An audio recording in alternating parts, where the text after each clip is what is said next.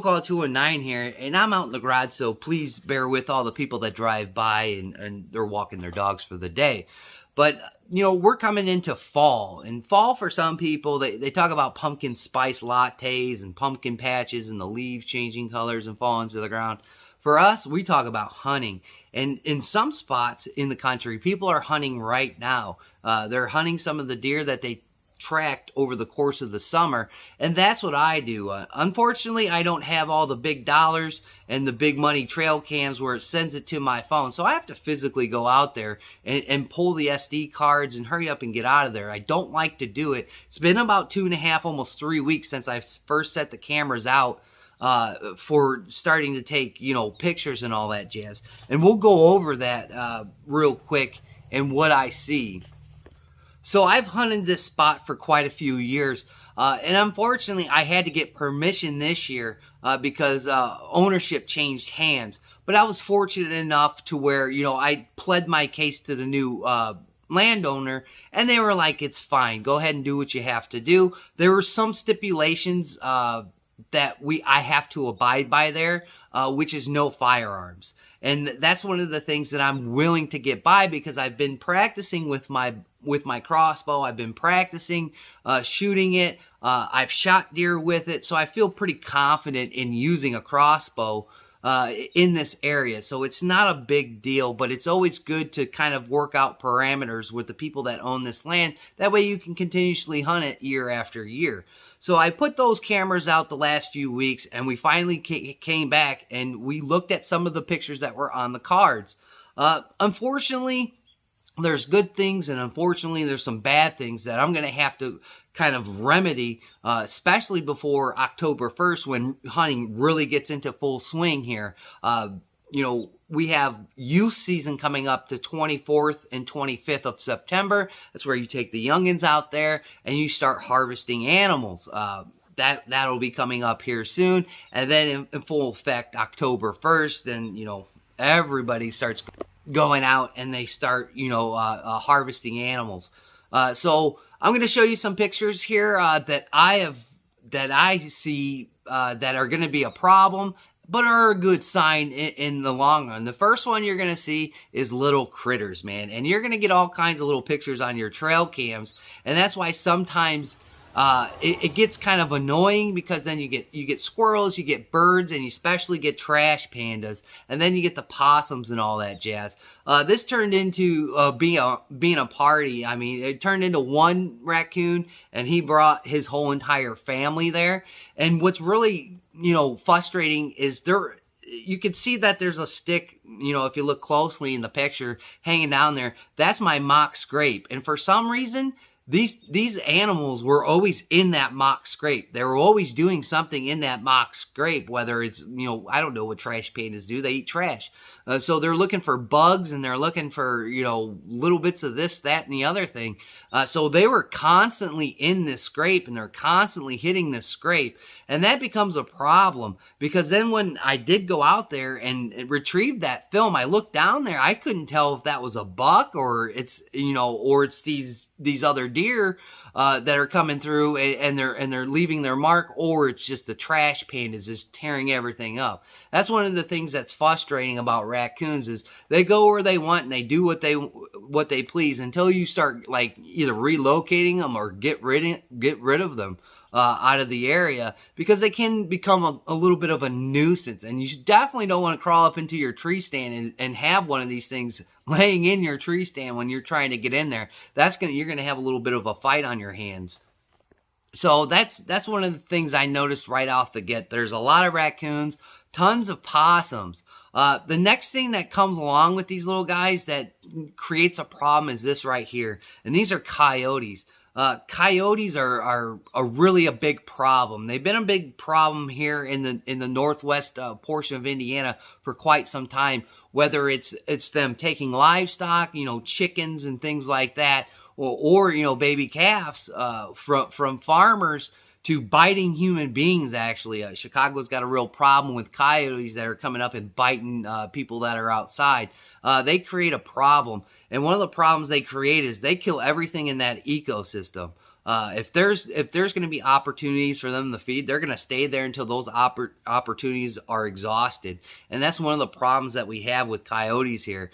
They will destroy that ecosystem and move on to the next plot of land unless you kill them. That's the only way I see that these things will, be deterred, is if, unfortunately, you exterminate them to a level that's going to be manageable. Now, don't get me wrong. I don't think they're totally horrible for the environment, but for deer hunting, they're a real big problem, because then you, like, around this time of year, Cindy just called me from work. She saw a mama doe and her babies out there, and they look like they were just birthed, just a couple of weeks ago, because they were small enough where they were walking up under her. Some deer are still birthing animals at this point, and that's a key issue for these coyotes to take advantage of, is just small fawns that are born. Usually it's not like human beings where you have a whole family around you, and then when a predator comes, you have a lot more people to defend you. It's usually just that doe. The bucks are gone, and it's just that mama deer taking care of the babies. So that's something to take heed of. Because when these animals start coming into your environment, when they start coming in your hunting spot, they will not leave until everything is gone. And that's one of the things I've noticed here, is there's a lot of activity with raccoons and possums and squirrels and all those kinds of little critters. And these coyotes, they'll feed upon it until there's no more access to it, and then they'll move on to the next spot. So eliminating them is going to be in one of my top priorities here. It hasn't quite gotten out of hand, because out of all the other pictures, those were the only 2 times, and they're two separate dogs. And that's one of the things that I look at as to be a problem, because they're not small either. I've seen some small coyotes on my old property that I used to live on, and these are a lot bigger. I mean, a lot bigger, almost like German Shepherd size, from the scale that I look at some of the trees that are around that area, because I know how big around those trees are. So this is a disconcerting point. The next thing we get into is, you got to start maintaining your property, or the property that you're in charge of. I'm going to change the camera real quick because the sun's in my eyes.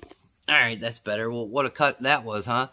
So another thing is taking care of the property that you're hunting, or your own property. One of the things I really pressed this year was my food plot. I'm fighting ag fields, man. I'm fighting corn. I'm fighting beans, hay, alfalfa. There's a lot of stuff being grown in this area, and that's just going to give the deer, options. And I want to try and limit those options and give them really good options, which is, clover, radish, grasses. I use a couple of different, remedies to this, and I'll show you what those are going to. So the stuff that I put down this year is called Big Sexies from Domain. This is with turnip, radish, kale, and forage rape to attract deer in all fall and winter. I also put some beets in here. If you can see the little yellow dots in there, I put a lot of that stuff in there, and just kind of mixed it up, and it grew in pretty nice. I didn't have a whole lot of weeds, just here and there. And then in some areas, I just threw some of this, because this is just throw and go. You don't have to quite till the area, but you want to kind of mat it down a little bit into the dirt so it can take root. And it grew pretty quick, and it grew pretty good for the size of plot that I needed. This is off to the side of where I'm going to be hunting, because I figured where the deer are going to come off these ag fields, and they're going to start searching for water, and they're going to start searching for food, is they're going to come through this field broadside. And if you look at some of these pictures that I'll put on here, that's right next to my tree stand, and they're all broadside walking through there. I mean, they're going to be kind of, skittish here the next coming months, especially when archery opens up, and then we start tailing off into firearm season. That's when these deer get really skittish, and they get really, Houdini, and they start disappearing pretty quick.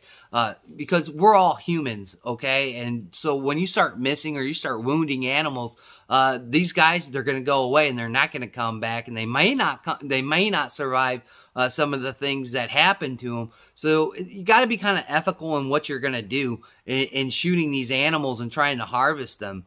So that's one of the things that I try and do the best, is be ethical and make sure I take a shot that I'm capable of taking. I don't want to live outside my comfort zone, even if it could be a good deer. So I want to be really ethical in that kind of nature.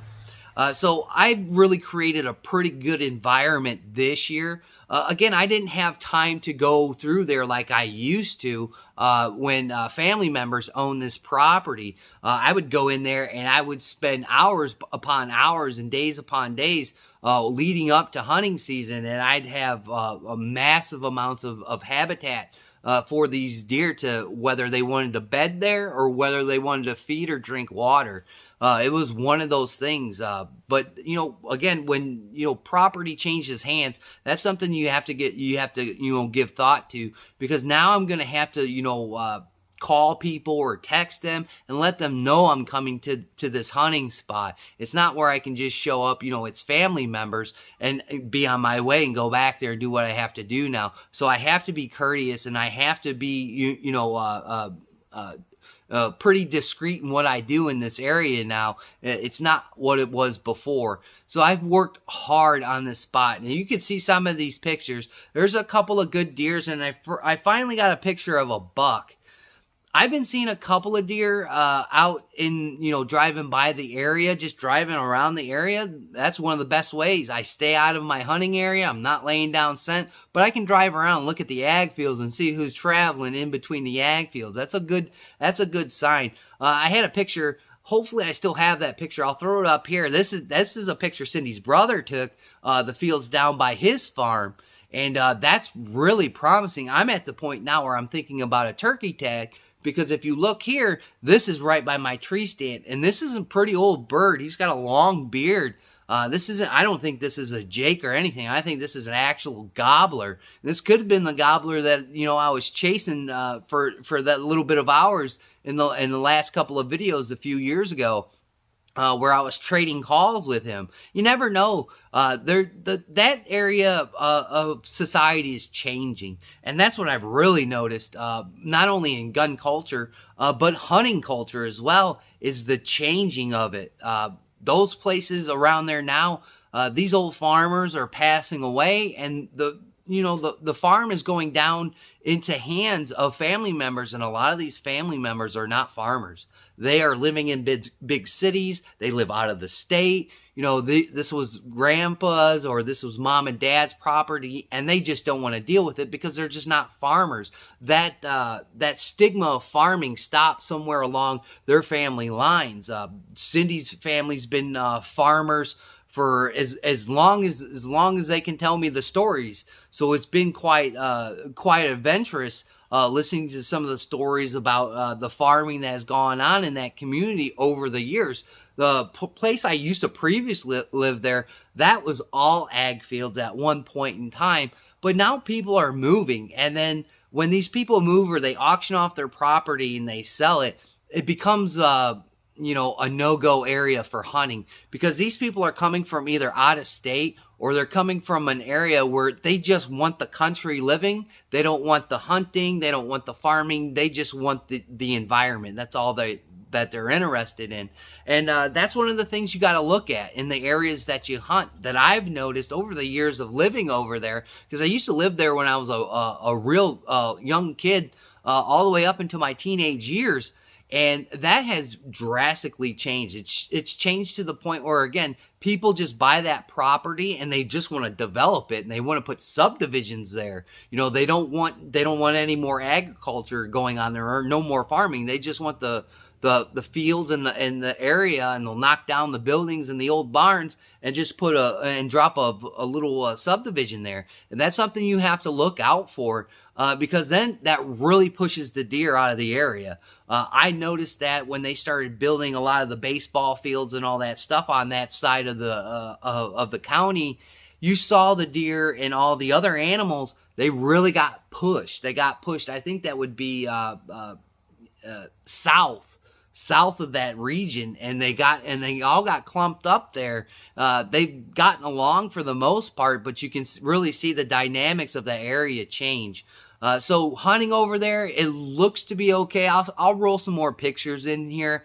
The buck's a good looking buck. Probably in the next, 3 or 4 years. That's if he survives. Another thing you have to really look at, that I've looked at over the course of hunting, especially with youth times out, and then people that are first time ever hunting deer. When these bucks show up there, they have a great chance of dying, because these people want to shoot their first buck. They want to shoot their first deer. And some of these bucks, they're just not keen. They're still using 3 of the sense. They're still using their hearing, their smelling, and their eyesight. So as they get older, they start using 1, 2 of those senses, and they start really figuring out what's going on in life. You see that a lot. So a lot of these bucks don't survive. I'll throw a picture up here on this little basket. This basket 8 that used to come up, into the area where I used to live. It used to come right up to the porch area, because I used to have a spot there that I would feed them throughout the summer and everything, and make sure they got nutrition and they at least got something to eat when the going got tough. Especially when farmers cut the field and then they rolled the hay and they're constantly out there until sunset. They can't really go out there until nighttime, and you know what comes at nighttime? Predators. So they kind of had to balance their little schedule of eating. So they could always come over to my house, and they could always, eat a big pile of corn or a deer block or something like that. I always made sure I kept them fed.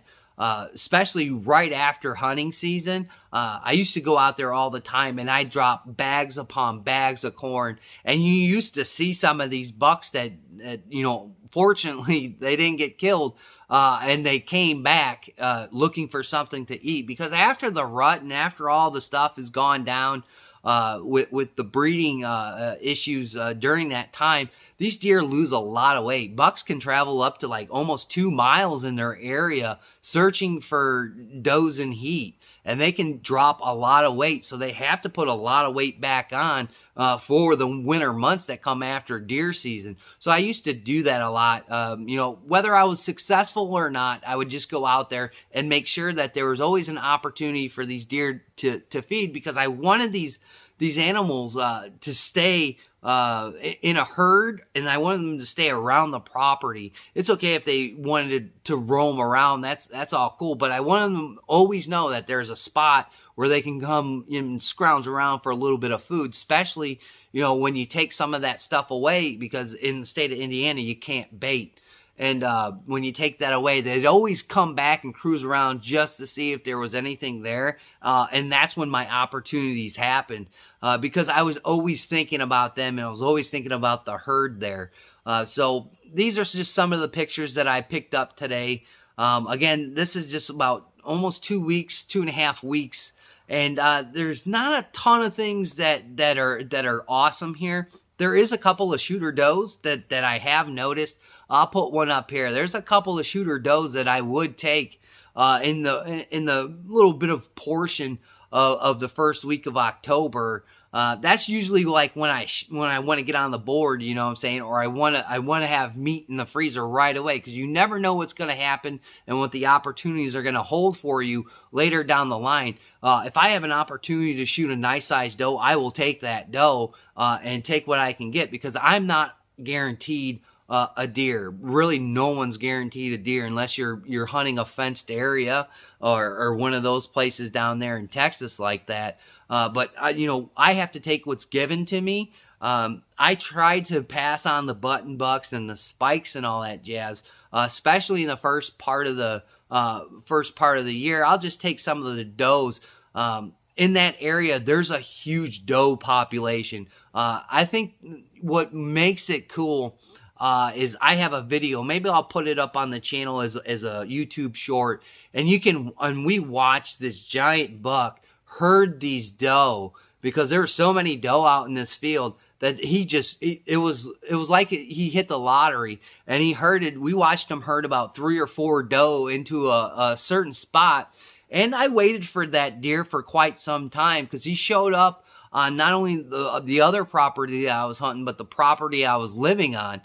So it was a toss-up to find out where this guy was, because there was not only does across the way there's doe that were bedding on the woods on the side of my house, and that was like a doe factory. So you can only imagine the smell come the rut season and come when the does are in heat, man. You knew when things were developing in there. So that's just some of the things that I want to pass on to you guys. I know a lot of people, we're geared towards the Constitution and our Second Amendment rights, but I look at hunting as being a pathway, and it's a pathway to not be dependent. I look at that a lot. The younger generation is really dependent on government. The younger generation is really dependent on Walmart or whatever grocery store is next to you. And over the last course of the few years, man, we've seen how hard it is to get food.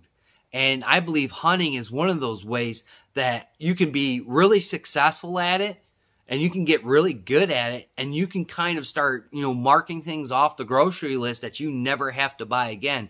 Like all the pictures that I have and videos that I have of the gardens that I've had over the years, that has been super beneficial because I don't have to spend my money at that grocery store anymore. All I have to do is go outside and pick it off the vine and go inside and then either can it, freeze it, or use it in the meals that we have here at the house. So that's very beneficial. And then I can take the money that I haven't spent at the Walmarts or whatever grocery store, and I can put those resources into something else, whether it be this YouTube channel, repairs for the car, because that seems to be the going thing nowadays, is the repairs to the old Envoy.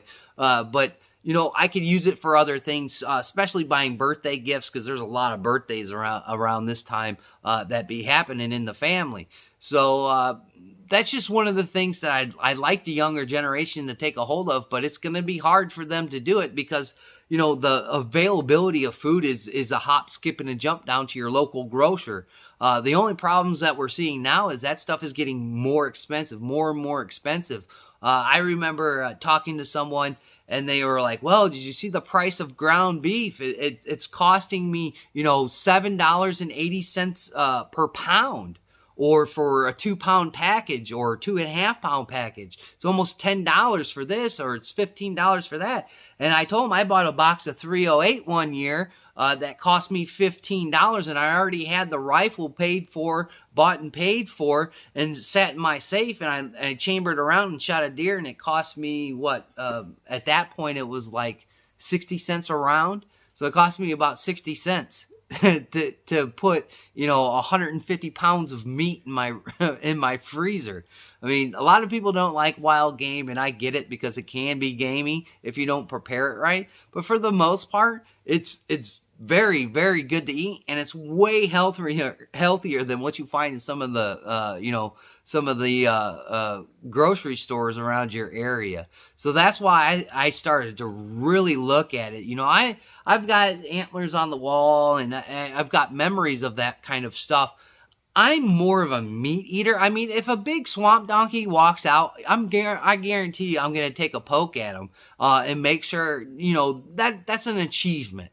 But sometimes deer in my area, they don't get to that, 5-6-year-old range. Again, there's a lot of, things that transpire in there, first time hunters, and then the kids are out there in the woods, learning about the traditions of hunting. And some of these deer just don't make it.